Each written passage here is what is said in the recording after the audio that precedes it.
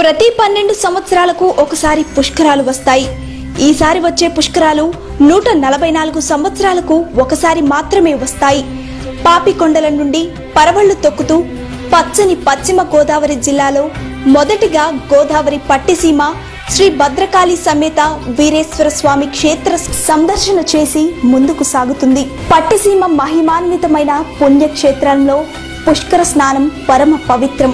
ఇక్కడి నుండి గోదావరి కొవ్వూరు రాజమండ్రి వైపు పయనం సాగుతుంది. రాష్ట్ర ప్రభుత్వ ఆదేశాల మేరకు జిల్లా అధికార యంత్రాంగం పుష్కరాలకు విస్తృత ఏర్పాట్లు చేస్తుంది.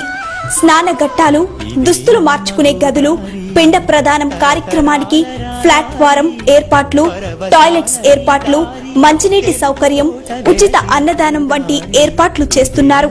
పట్టిసం క్షేత్రంలో స్వామివారి దర్శనానికి వెళ్లేందుకు ప్రత్యేక లాంఛీల ఏర్పాటు చేశారు. స్వామివారి ఆలయంలో దర్శనానికి, అభిషేకాలకు ఏర్పాట్లు చేశారు. భక్తులకు ఎటువంటి అసౌకర్యాలు తలెత్తకుండా సిబ్బందిని నియమించారు.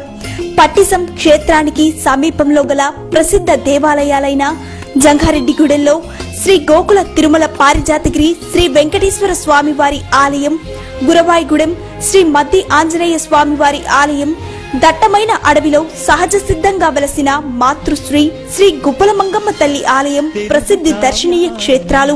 ఈ ప్రసిద్ధి దేవాలయాలకు సమీపంలో ఉన్న పట్టిసీమ క్షేత్రంలో పుణ్య స్నానం ఆచరించి పుష్కర ఫలితాన్ని పొందండి.